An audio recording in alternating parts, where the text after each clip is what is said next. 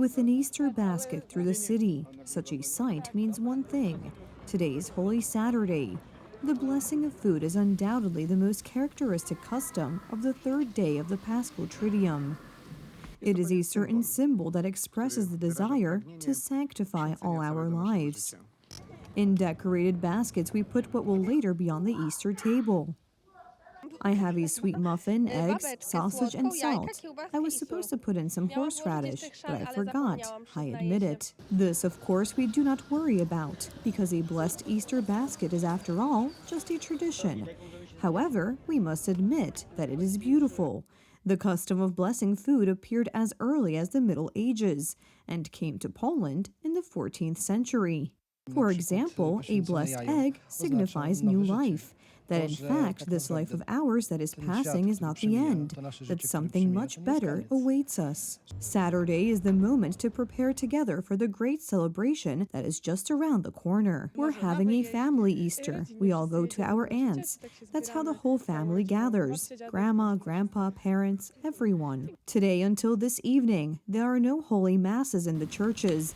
The third day of the Paschal Triduum is primarily a time of recollection, tranquility, and reflection on the suffering of Jesus Christ. This is a day that brings us to a halt in a rather rushing world. We have the opportunity to pause, first of all, at the adoration of the Lord's tomb. We can pray at the symbolic resting place of Jesus Christ in almost every church.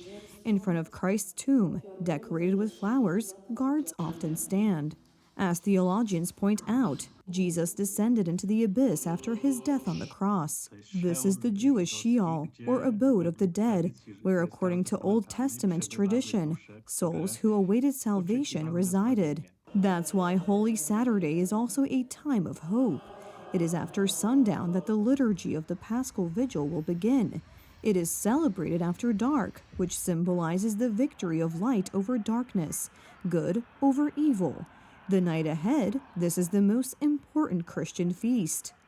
It is then we believe and we trust that Christ has resurrected, and we know that he came into the world to redeem mankind, and this redemption of human beings was accomplished on the cross and through the resurrection.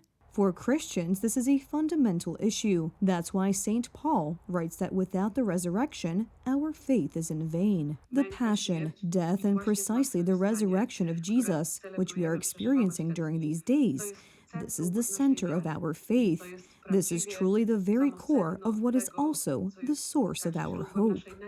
And the true joy of knowing that Jesus Christ is alive. He overcame death after all the suffering and crucifixion. In the same way that we have great joy in our lives, from some achievement, after a long effort, overcoming something, making some kind of self-sacrifice, and then having something lasting from that, great joy. And that is the joy of Easter. And there really is something to celebrate here, because Jesus conquered sin, death, sorrow, and despair. He restored joy and hope to the world.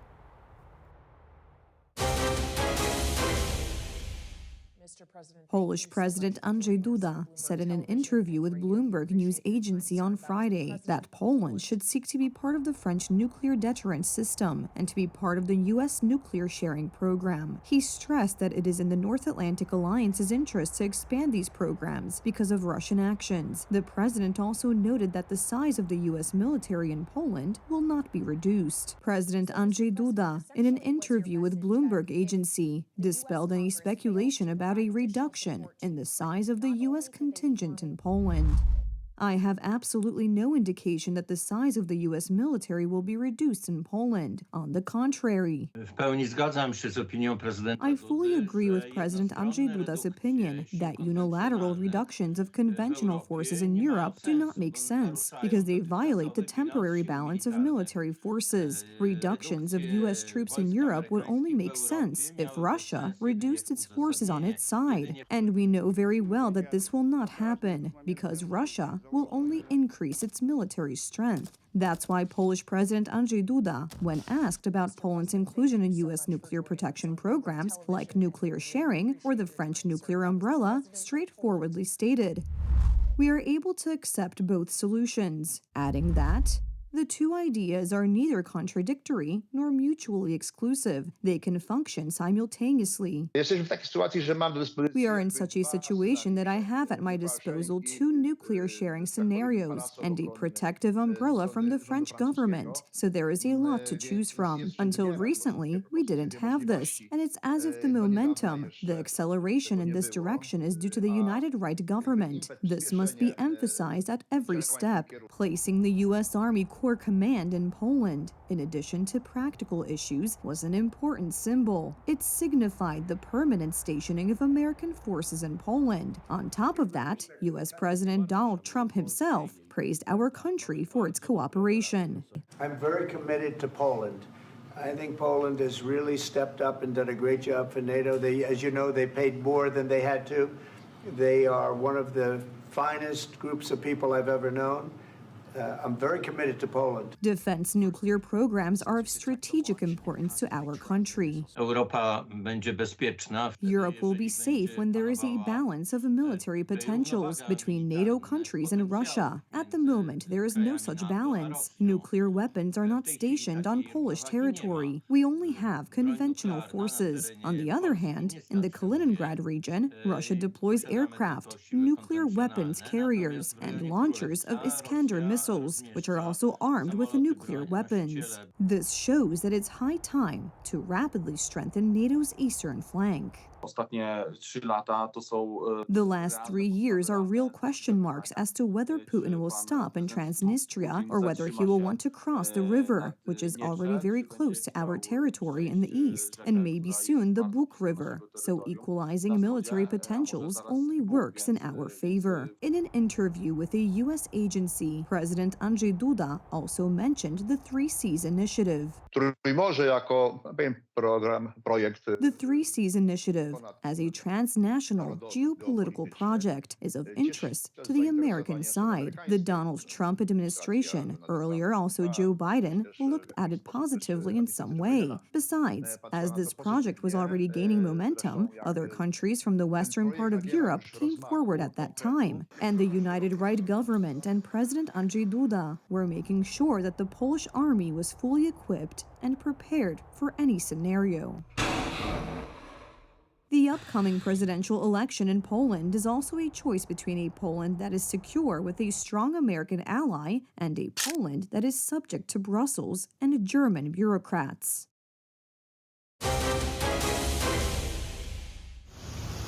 It certainly won't be a peaceful Easter holiday in Eastern Europe, although Vladimir Putin announced an Easter ceasefire. The words of this war criminal are worth nothing, and certainly not to Ukrainian civilians, especially since the residents of Odessa and Sumy have once again come under fire from Russian barbarians. And the moment the Kremlin announced the ceasefire, a Russian rocket was flying towards Kiev. The proposals for a ceasefire had already been proposed by Donald Trump over a month ago, but both sides did not comply. Volodymyr Zelensky insists that peace at any cost is a bad idea. We are talking about a ceasefire, but we will not agree to concessions regarding territories. We will not recognize the annexation of our lands by hostile Russia.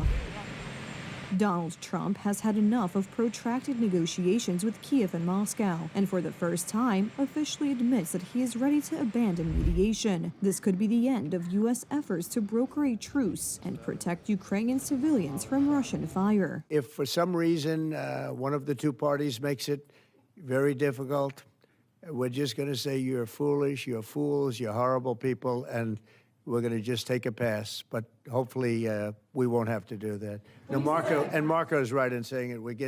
We want to see it end. For now, there is no sight of that. There is an exchange of fire on the front line, and all Washington's proposals for a ceasefire have not gone into effect. American taxpayers no longer want to fund the madness of this war. The president has spent 87 days at the highest level of his government, repeatedly taking efforts to bring this war to an end. We are now reaching a point where we need to decide and determine whether this is even possible or not. There was a personal meeting between Donald Trump and Volodymyr Zelensky in the Oval Office, and talks between U.S. envoy Steve Witkoff and Vladimir Putin in St. Petersburg, and also 2 rounds of talks in Saudi Arabia with Ukrainian and Russian diplomats. Amerykanie ze swojej strony zrobili wszystko to, co mogli zrobić, żeby... The Americans, for their part, have done everything they could do to get the 2 sides to come to some kind of agreement. The situation is further within their power. It is difficult to find any other country that could play the kind of role that the U.S. plays today, that of a mediator, because Europe is not suitable for this at all. Putin feels no respect for Europe because it has no military potential. Berlin and Paris have not found an idea to end the war in Eastern Europe for more than 3 years. We hope for a quick and long-lasting ceasefire without additional conditions. We are counting on Ukraine and Russia to agree to this. The continued rearmament of Ukraine is only leading to further escalation. The war is getting more brutal, and Ukrainian civilians are paying the ultimate price. Today, Emmanuel Macron presents himself as the leader of the coalition for Ukraine, and so far, he has proven nothing, and nothing is happening. The coalition of the willing, so far, has not created anything concrete for Ukraine. The rare earth minerals mining agreement recently signed online by Kiev and Washington may not be worth much either. The extraction of deposits in eastern Ukraine will be possible only after a ceasefire, because even the most beautiful peace declarations will not stop the exchange of fire or protect Ukrainian civilians.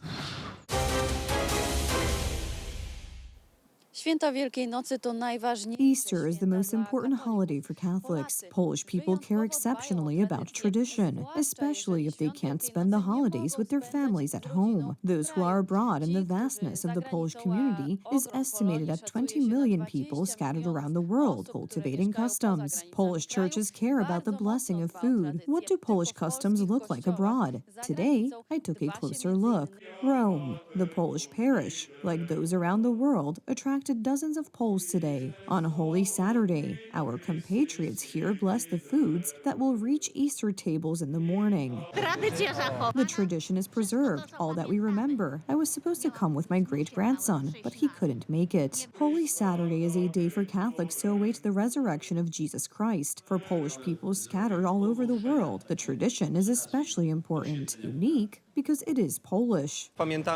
We remember tradition. Sienkiewicz wrote that every Pole has 2 homelands, Poland and Italy, so this is especially evident here in Rome. The number of Polish people in Italy is estimated at 100,000, and those who cannot return to their homeland, Poland, is in their hearts. There is a longing for Polishness, and everything Polish makes these people happy, even considering these current conditions, that is, that we can get on a plane and be in Poland in 2 hours. This remoteness makes a person appreciate the Polishness, these roots, this source. The rite of blessing food takes place on Holy Saturday and is deeply rooted in Polish tradition.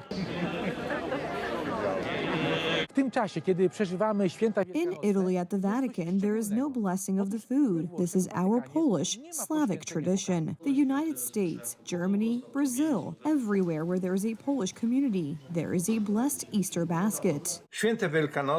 Easter is a special time for each of us living abroad because we reunite with our family, friends, and loved ones from Poland who live in different parts of the world. The stores out here, including Polish and American ones, outdo each other with offers to provide everything for the Easter breakfast. It usually extends into the afternoon and evening hours. The blessed foods are eaten, according to tradition, after the resurrection, a triumphal mass to celebrate the resurrection of Christ.